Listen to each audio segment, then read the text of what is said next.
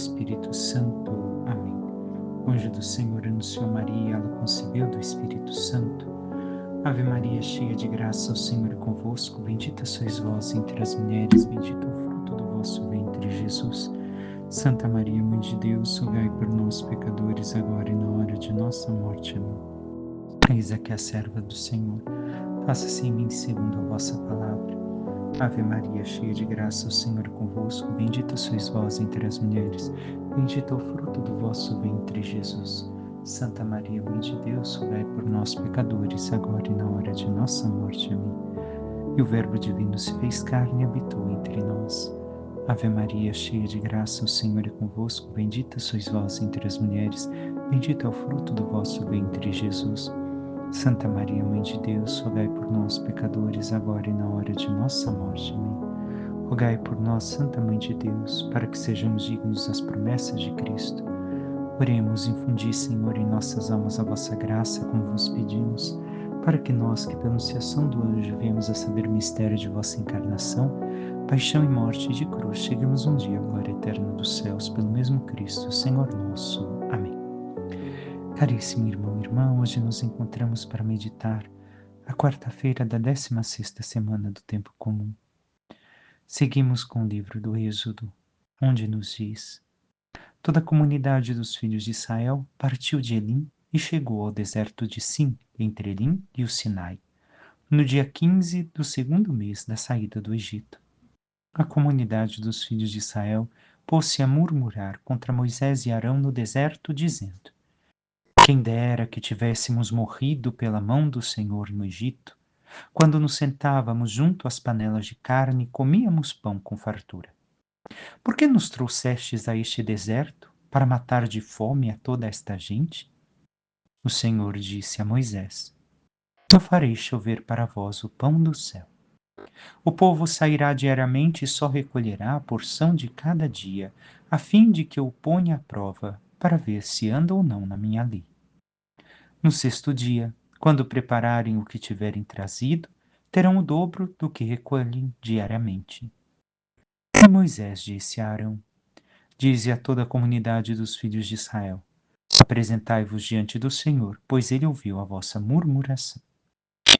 Enquanto Arão falava a toda a comunidade dos filhos de Israel, voltando os olhos para o deserto, eles viram aparecer na nuvem a glória do Senhor. O Senhor falou então a Moisés, dizendo: eu ouvi as murmurações dos filhos de Israel. Dize-lhes, pois: ao anoitecer comereis carne, e pela manhã vos fartareis de pão. Assim sabereis que eu sou o Senhor vosso Deus. Com efeito, à tarde veio um bando de codornizes e cobriu o acampamento, e pela manhã formou-se uma camada de orvalho ao redor do acampamento. Quando se evaporou o orvalho que caíra, apareceu na superfície do deserto uma coisa miúda, em forma de grãos, fina como a geada sobre a terra. Vendo aquilo, os filhos de Israel disseram entre si: que é isto? Porque não sabiam o que era. Moisés respondeu-lhes: isto é o pão que o Senhor vos deu como alimento. Caríssimo irmão e irmã, vemos a continuidade da saída do povo de Israel do Egito. Saída da terra da escravidão, rumo à terra prometida. E, recordemos, é também o nosso percurso espiritual. A saída da terra que se faz distante da vontade do seu Criador e se apega às coisas materiais e aos prazeres da carne, para aquela terra onde devemos de viver eternamente. Mas para isso o Senhor também pede a nós a mesma confiança, esperança, fidelidade, amor que pediu ao povo de Israel. Vemos que eles falharam e sabemos que também nós tantas vezes falhamos. Então o povo, caminhando 2 meses depois, começam a reclamar da falta de carne e querem comida. Recordemos algo que meditamos já em relação a este texto há tempos atrás, creio que na Quaresma, se não me engano. O que acontece? O Senhor Deus poderia fazer com que este povo passasse os 40 anos no deserto sem comer. Porque a princípio, recordemos, Não eram 40 anos. Se tornou 40 por causa da desconfiança do povo, a falta de esperança do povo em Deus. Por murmurarem, reclamarem, blasfemarem contra Deus e não confiarem no Altíssimo, se tornaram 40 anos. E a maior parte deles não viu a terra prometida, e sim seus descendentes, salvo aqueles que foram fiéis ao Senhor. Então poderiam ter vivido todo este tempo sem alimento, porém não confiaram no Senhor Deus. Simplesmente quiseram aquilo que viviam antes. Recordemos ontem da festa de Madalena, Santa Maria Madalena, onde dizíamos que Maria Madalena esperava encontrar um cadáver e ainda esperava reencontrar o Jesus que conhecera antes. Mas o Senhor a cada dia se revela de uma forma nova a nós, no sacramento da Eucaristia ou na relação que tem para conosco. Como dizíamos ontem ainda, tudo é novo. Somos diferentes hoje em relação a ontem, o nosso físico, o nosso organismo, até mesmo a atmosfera terrestre. E assim o povo não teve essa confiança de que o Senhor lhes daria o que era necessário neste caminho. E começa a murmurar. E aqui vem o primeiro questionamento. Nós também, no nosso caminho espiritual, na nossa vida com Deus, temos reclamado, murmurado, desconfiado de Deus em relação à nossa vida? Não confiamos nele? Não esperamos que ele realize o que é melhor para nós? E que devemos de ter esta confiança, agir sim conforme a sua santa vontade, mas saber que ele não falhará para conosco? Então o Senhor promete duas coisas. Aliás, uma coisa e concede duas. Primeiro, por fraqueza, deu carne ao povo de Israel. As codornas, as codornizes, que chegaram com fartura e assim se alimentaram de carne.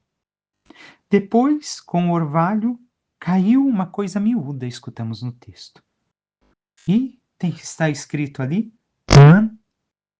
man-hu, não é maná, é man-hu. No grego passou a ser maná. Que significa que é isto? Maná é que é isto? Não sabiam do que se tratava e acolheram este pão do Senhor Deus. Porém, vemos que diante da fé e da falta de esperança do povo, da falta de fé e esperança do povo, Deus permanece fiel. Deus não abandona a sua fidelidade. E Deus não falha, concede ao povo aquilo que é necessário, mesmo que sendo ultrajado, poderia colocar-se diante de si que não era necessário fazer isso. O Senhor, então, escuta, assim como Moisés e Arão, com paciência aquilo que o povo murmura. E ainda mais, ao recolher o pão caído do céu, o maná, o que é isto? O Senhor o que pede é que o povo tenha confiança nele. E esta confiança e fidelidade passa por não ser avarento, por não desejar em excesso as coisas. Porque a cada dia basta a sua quantidade de alimento, a sua quantidade de pão. E sabemos que ao longo do texto o povo não permanecerá fiel. Mas e nós? Temos permanecido fiéis ao Senhor? Temos confiado que Ele nos ajudará se nós fazemos a nossa parte, se nós rezamos, nos entregamos a Ele? Recordemos, é questão de esforço humano, é necessário que nós trabalhemos para conquistarmos também. Não é esperar que tudo caia do céu.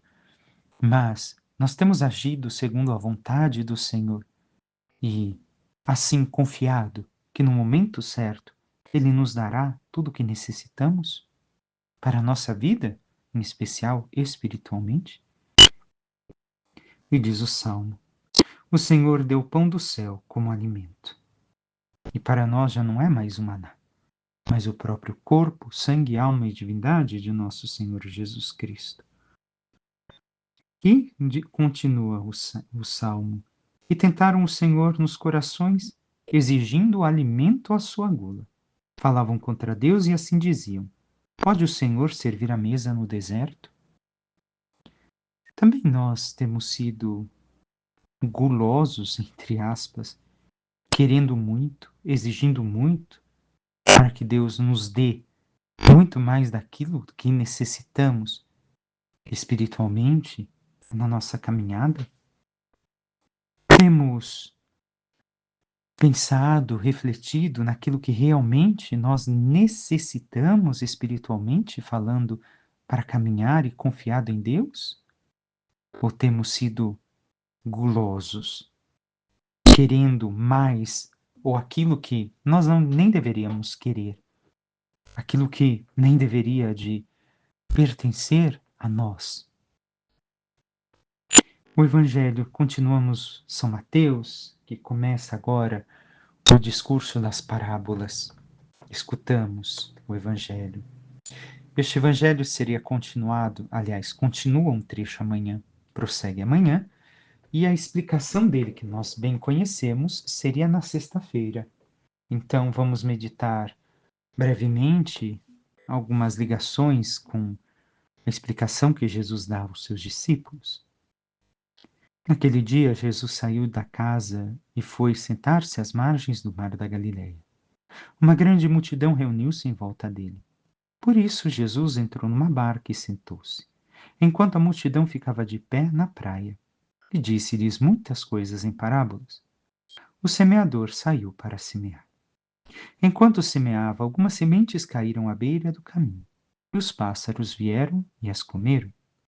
Outras sementes caíram em terreno pedregoso, onde não havia muita terra. As sementes logo brotaram, porém, porque a terra não era profunda.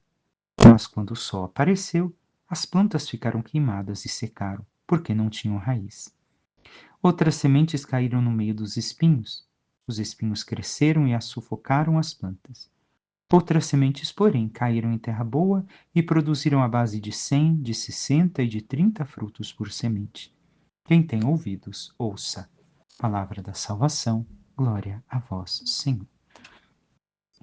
Primeiramente, vemos que Jesus escolhe um lugar, o Mar da Galileia. Mas por quê? Somente porque era bonito aquele lugar a seu tempo? Não. Porque o lugar ajudava a propagar melhor, mais facilmente, as notícias. Não era como Jerusalém, com aquelas pessoas fechadas, que não passariam adiante a boa nova. E sim, tudo o que ali era dito, uma pessoa fazia chegar a outra. Então, o Evangelho chegaria a muitos lugares. E vemos aqui Jesus falar de duas coisas que bem sabemos, depois ele vai explicar, que é o Pai, a Palavra. Mas o que é, quem é o semeador? Primeiro, ele mesmo. Mas o que ele semeia não é qualquer coisa. Devemos de compreender que a semente é a sua vida derramada sobre nós, e que deve de gerar vida em nós. E que nós devemos de produzir frutos desta vida, da vida divina, da vida sobrenatural. Então, devemos de compreender que o ensino da palavra, sendo a semente a palavra, não é uma coisa qualquer. E a palavra, de verdade, a palavra mesma, as pessoas não gostam de escutar. Se nós começarmos a sermos charlatões, falar coisas bonitas, coisas psicológicas, agradáveis, pular, dançar, gritar, muita gente vai aparecer. Pode ver isso. Mas se você fala a palavra da verdade, o Evangelho de Cristo, as pessoas não querem mais ouvir. Querem somente um Jesus bonzinho, alegre. Sendo que Jesus fala da cruz, do sofrimento, de tudo que tem que se passar por ele pelo Evangelho. Não é que a vida é sofrimento, mas que é um desafio. Tudo na nossa vida é um desafio. Para uma pessoa chegar aonde chegou hoje, onde você chegou hoje, quantos desafios você não teve que enfrentar e não superou? A mesma coisa também devemos de olhar para a vida espiritual. O problema é que não enxergamos assim. E então, o semeador é Cristo, a semente é a palavra dele, é a vida dele, que transcende o semeador. Assim, a semente também transcende a cada um de nós. Não podemos comparar e dizer que conseguimos viver tudo aquilo que Jesus nos pede, mas sim devemos de nos esforçar, devemos de lutar, nos adequar ao seu evangelho, nos adequar à vida cristã, à vida divina. Só que a semente nos transcende, é superior a nós. Nós precisamos fazer o quê? Zelar a integridade da semente, ainda que nós estejamos em pedaços, e que seja a semente dele, a palavra de Cristo, e não a nossa, a ser derramada nos terrenos, nos corações, nas vidas das pessoas. E assim temos feito realmente? Temos nos esforçado para viver a palavra? Temos anunciado com a integridade a palavra que é de Deus e não é nossa? Apesar de, muitas vezes, nós não estarmos totalmente adequados à palavra, mas estamos nos esforçando em vivê-la? Sigamos ao primeiro terreno. Primeiro terreno, as sementes caem à beira do caminho, os pássaros vêm e a comem. Jesus explica que é o maligno que a rouba. Por quê? Porque caíram à beira do caminho. Devemos de compreender que é preciso compreender a palavra, não basta ouvir. Mas para eu compreender a palavra, isso exige de mim meditação, reflexão, oração. A semente que cai à beira do caminho é a semente que cai às pessoas que não se dão ao trabalho de fazer isso, que não se preocupam, escutam, mas mal o padre falou 5 minutos depois já esqueceu.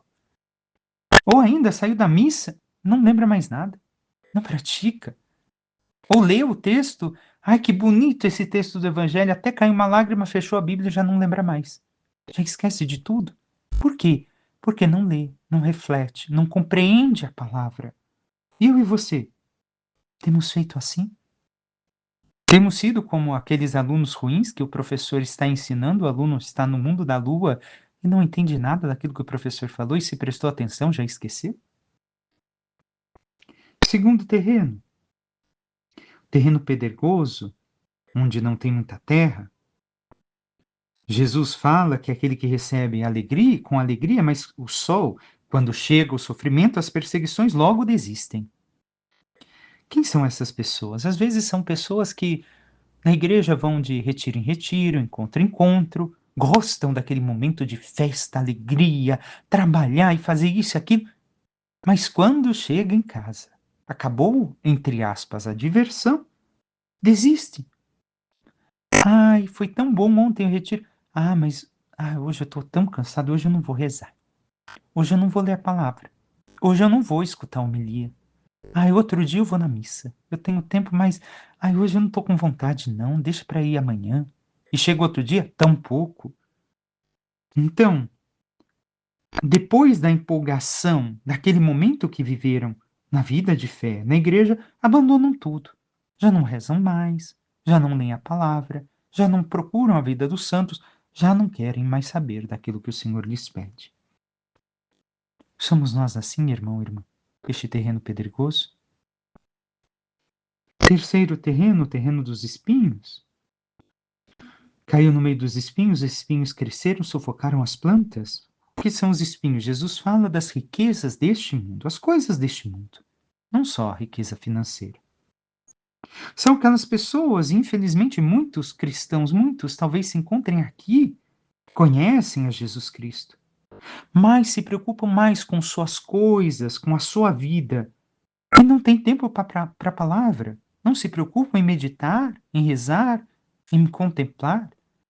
Não porque meu dinheiro, meu trabalho, minha família, minha saúde, não sei quem, não sei das quantas. E a palavra ficou aonde? Quantos minutos no dia eu reservei para meditar a palavra de Deus? Para entrar em sintonia com Ele? Para que a sua vida seja vida em mim? Por fim, o último terreno que Jesus fala, a terra boa, onde produziram 100, 60 e 30 frutos por semente. Ou seja, foram altamente produtivas, recordemos que normalmente na Terra Santa, como dizia em outra meditação deste Evangelho, aliás, naquela terra árida, As sementes produziam 10% somente de sua capacidade. Então, produziram muito mais, até mesmo quem produziu 30%. O que quer dizer o Senhor? A terra boa é aquele que compreende a palavra. Aquele que lê, medita, aprofunda a palavra, confronta a sua vida com o Evangelho. O que Jesus faria na minha ocasião? Jesus falou sobre isso? Sim. Não, não falou, mas o seu modo de agir, o modo de pensar, o que a igreja ensina, como Jesus agiria nesta situação que eu estou vivendo? A pessoa que reza, esta é a pessoa que produz frutos, porque a vida de Cristo está nela. E assim ela vive aquilo que é a semente. E nós, irmão e irmã, podemos dizer que nos esforçamos em ser esta terra boa. Meditamos, lemos, acolhemos a palavra de Deus, nos confrontamos, nos colocamos de frente com ela e nos corrigimos diante dela. Peçamos à Santíssima Virgem Maria, nossa mãe, aquela que sempre soube viver a palavra, que nos ensine a meditar, a aprofundar, a viver a palavra que é o seu próprio Filho, para que cada vez mais, nos entregando a vida divina, a sua graça, possamos viver a santidade e um dia merecer a glória dos céus. Louvado seja nosso Senhor Jesus Cristo, para que sempre seja louvado. Por intercessão da Santíssima Virgem Maria, de todos os santos e anjos de Deus, desça sobre vós, vossas famílias, vosso trabalho e tudo que vos pertence, a bênção do Deus Todo-Poderoso, que é Pai, Filho e Espírito Santo. Amém. Um santo e abençoado dia a todos.